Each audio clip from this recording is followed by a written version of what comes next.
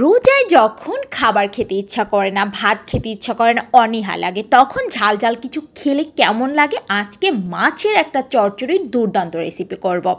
সেটা হচ্ছে কি মাছের রেসিপি জানো তোমরা? সেটা হচ্ছে দৌগড়ি মাছের রেসিপি। আমার দেশের ভাষায় এটাকে দৌগড়ি মাছ বলা হয়। আলুগুলো আমি স্লাইস করে কেটে, পেঁয়াজ, তারপর হচ্ছে কাঁচামরিচ, তারপর হচ্ছে মরিচের গুঁড়া, হলুদের গুঁড়া, লবণের গুঁড়া, তারপর হচ্ছে মশলা কিন্তু এক এক করে আমি দিয়ে দিচ্ছি।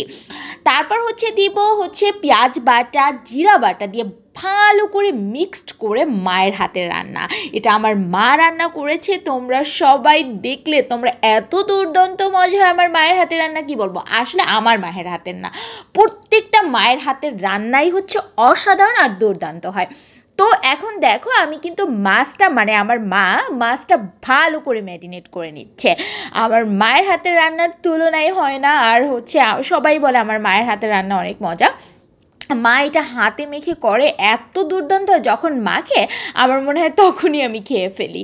এত সুন্দর একটা স্মেল বের হয় যে মানে মেরিনেট করার যে স্মেলটা এই মাছ চচ্চড়ির ক্ষেত্রে আমি মানে বলতে পারবো না। আর আলু দিয়ে মাছ ভাজি করলে তো এমনি অসাধারণ হয়। এই তো সরিষার তেল দিয়ে দিচ্ছে। এই মাছটা অবশ্যই তোমরা যখন করবা সরিষার তেল দিয়ে দিবা।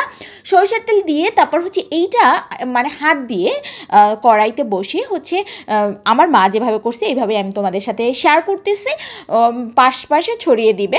মায়ের কাছ থেকে আমার হচ্ছে সব রান্না শেখা। আমার যে রান্নাগুলো তোমরা চ্যানেলে দেখো এটা সবই আমার মায়ের হাতের মানে রান্না শেখা আর কি। মা দুর্দান্ত রান্না করে। দেখছো আমার হচ্ছে আলু ভাজিটা কিন্তু দেখছো পানি ছেড়ে দিস, আমি কিন্তু কোনো পানি ইউজ করিনি। তোমরা কিন্তু কোনো পানি ইউজ করবা না এই রান্নাটা আর কি, আমার মা ইউজ করে নাই, সরি।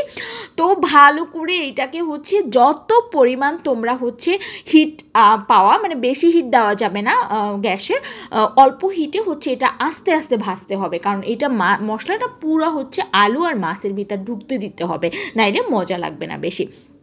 তারপর হচ্ছে ভালো করে যখন হয়ে আসবে মানে দেখবা যে আলুটা সিদ্ধ হয়ে আসছে, তখন আমার মা দেখলাম হচ্ছে ধনিয়া পাতা কুচি এইটাকে ছড়িয়ে দিল আশেপাশ করে।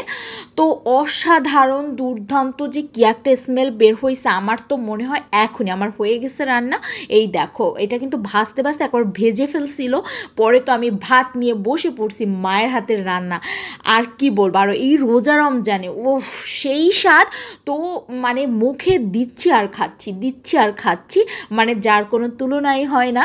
মানে এত পরিমাণ ঝাল হইছে আর এত পরিমাণ মজা, মুখে পড়তেছে পেঁয়াজ রসুনের সেই একটা স্মেল যেটা, তারপর জিরা বাটা যে দিয়েছে, বাটা মশলা। সবাই ভালো থাকবে, সুস্থ থাকবে, আসসালামু আলাইকুম।